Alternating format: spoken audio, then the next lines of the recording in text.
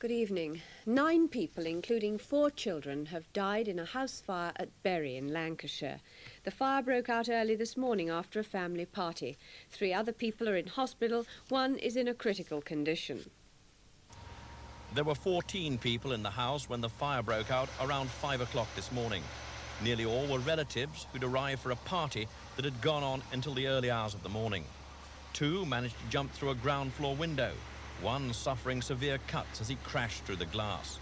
But smoke from burning upholstery filled the house, and most of the dead were killed by breathing in smoke and toxic fumes as they lay sleeping. Firemen were on the scene within 3 minutes, but according to neighbours who raised the alarm, the fire was burning too fiercely for them to do anything. Firemen are now sifting the gutted end terrace to discover the cause of the fire. The Queen, in her Christmas Day broadcast, spoke of the happy arrival of her 4th grandchild, Prince Harry, and scenes from the Prince's christening at Windsor last Friday were seen on television for the first time.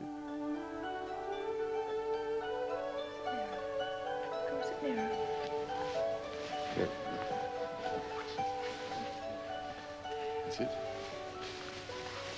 How old this is? Prince William, an active 2.5-year-old, is always a scene stealer on any royal occasion. And Prince Harry, 3 months old, in the arms of his great-grandmother.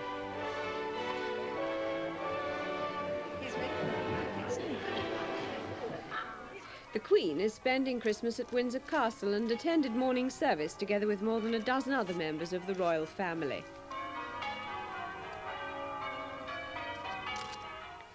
The Archbishop of Canterbury, in his Christmas sermon, said that the healing society could be found in what he called the extravagance of Christmas. Dr. Runcie told 2,500 people in Canterbury Cathedral that Christmas was the time for an extravagant act of goodwill towards those whose policies opposed our own. The Pope, in his Christmas message to the world, has stressed the Church's concern for the poor, the suffering and the hungry. Tens of thousands Peter's Square in Rome heard his greeting in 47 languages. A blessed Christmas in the peace of Jesus Christ, the Savior of the world.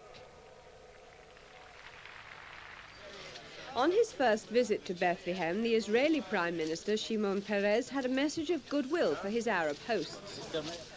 Let's make the Middle East open religiously, safely, for every believer, for every religion, at every place. The Archbishop of Canterbury's Special Envoy in Libya, Terry Waite, has made 2 attempts to see Colonel Gaddafi today, but hasn't succeeded.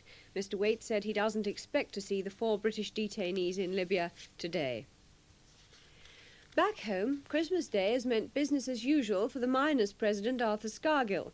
He and his wife Anne spent the morning on a picket line outside the Ferrybridge power station in West Yorkshire. He urged striking miners to stand firm in the dispute and said that if the government didn't want the strike to continue until Christmas 1985, it should allow the Coal Board to negotiate with the NUM. That's all for now. Our next news is at 9:55. Now the weather with Michael Fish.